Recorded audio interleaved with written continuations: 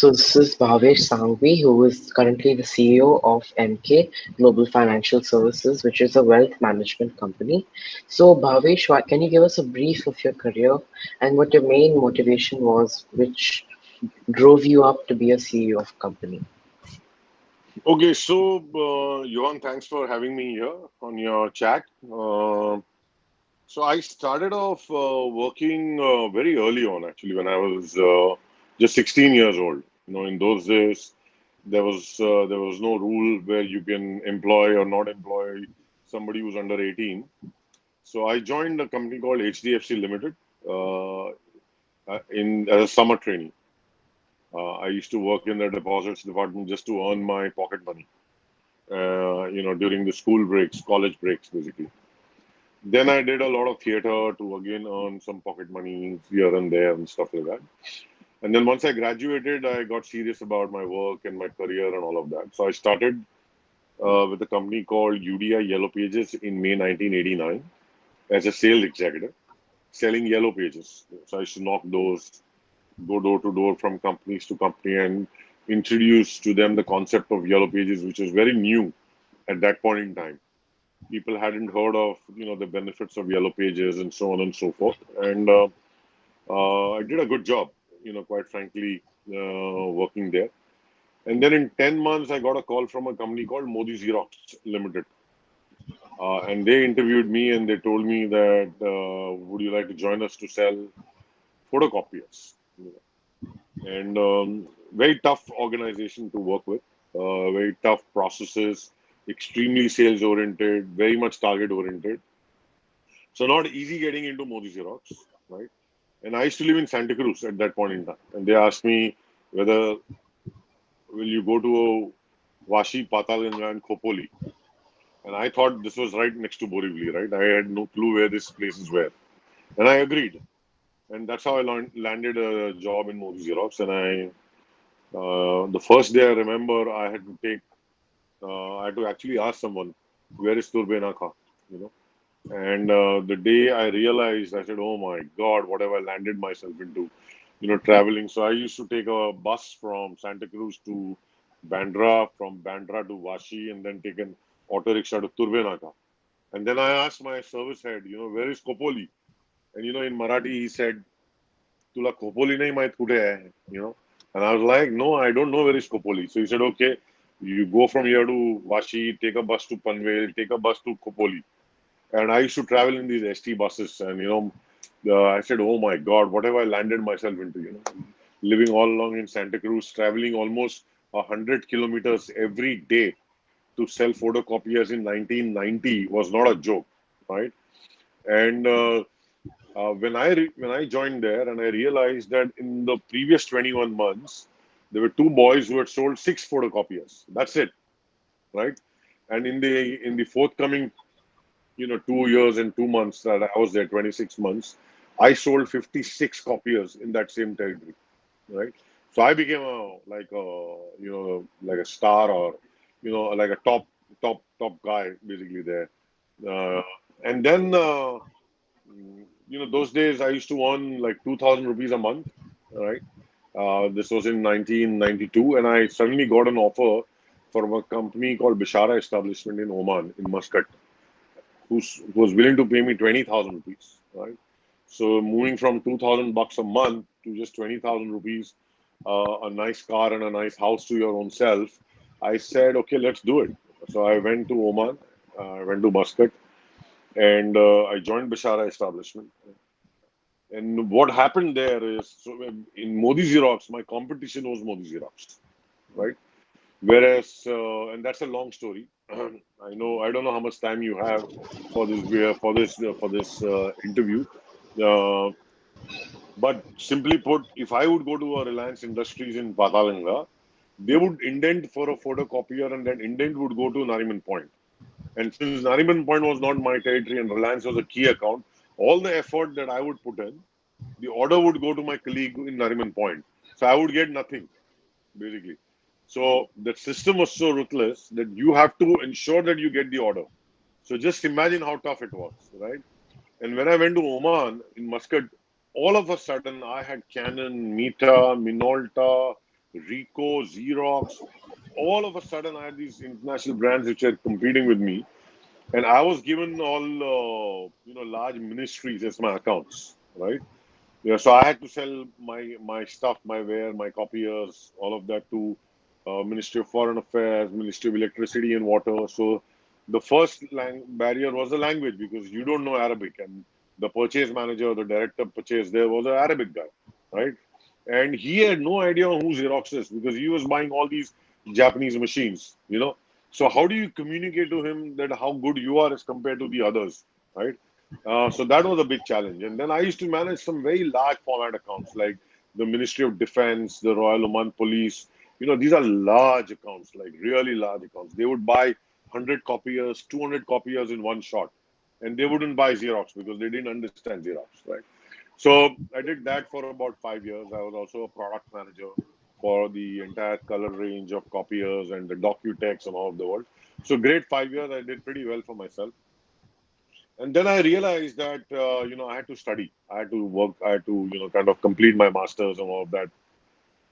So the choice I had was to either come back to India or go to Canada or go to Dubai.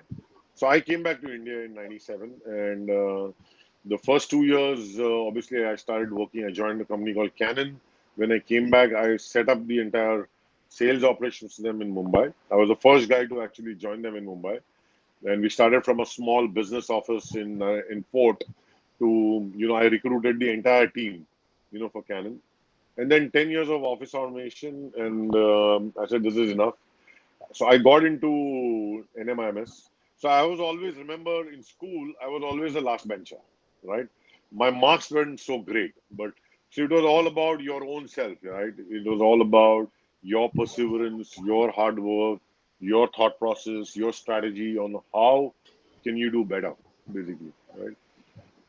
So I joined a company called Bazi.com, which eventually got sold to eBay. That's how I know Meher, basically, right? Meher and myself were colleagues at Bazi.com. And I was basically like the national category head. It was a new concept altogether. We used to conduct auctions online, right?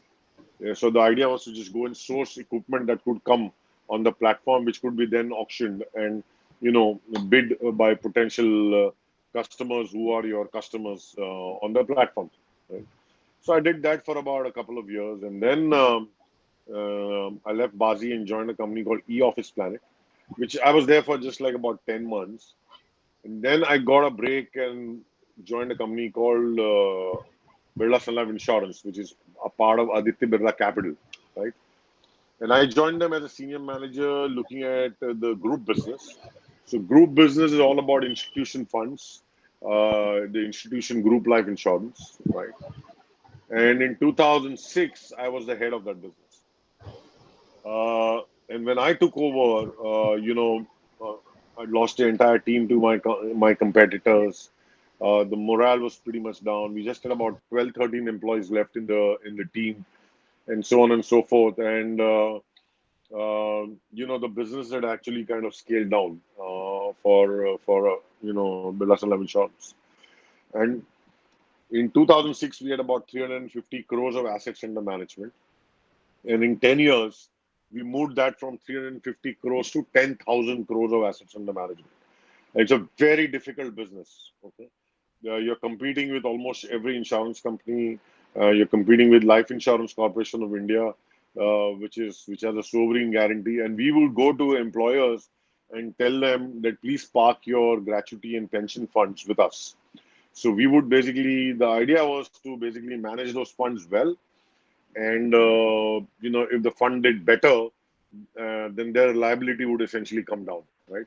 So just to give you an example, if you work for a company for 5 years in India, you're eligible for gratuity, correct?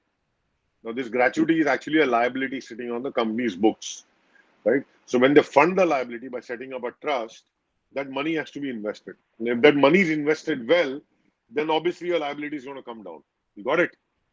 It's as simple as that. But markets being markets, in 2008, the markets crashed because of the global financial crisis, right? So everybody got scared. Right?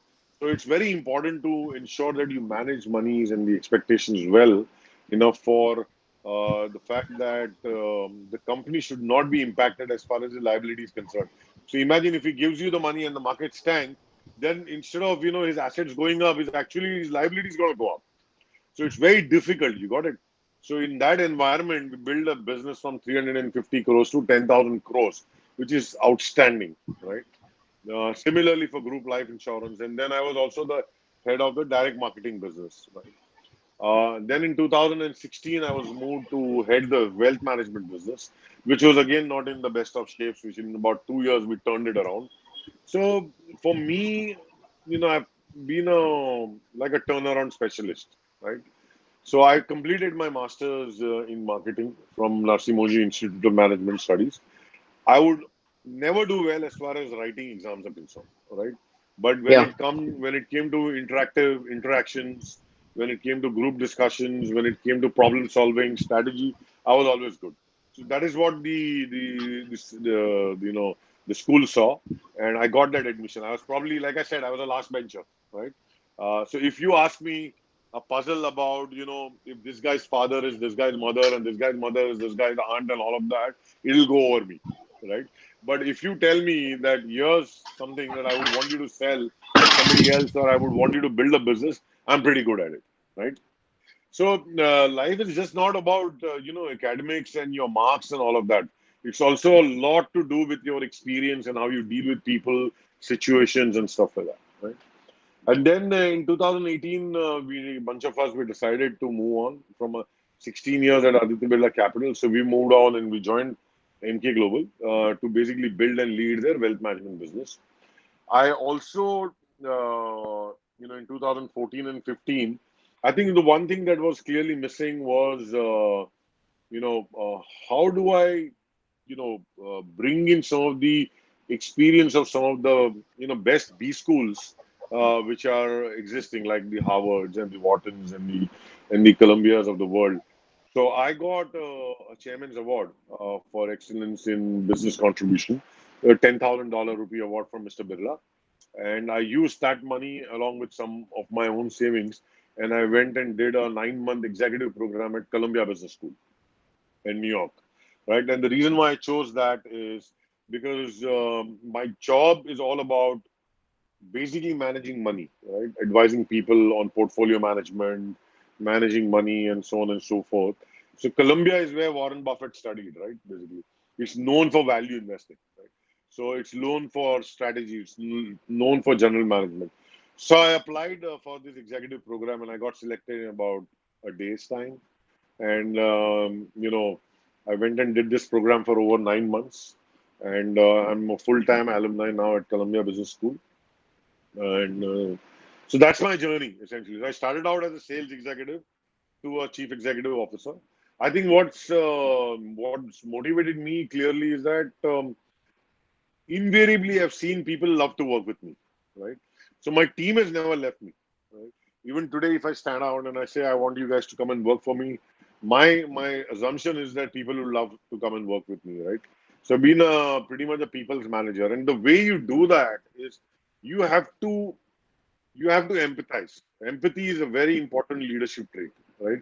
You have to get into the brains and life of your colleagues, right? Everybody has their own pluses and minuses. So what you do is you take the positives and you keep building them up while you keep correcting the negatives, right? And that's what motivates me, basically. All right. So thank you, Bhavesh. Thank you so much for your time. Okay. All right. So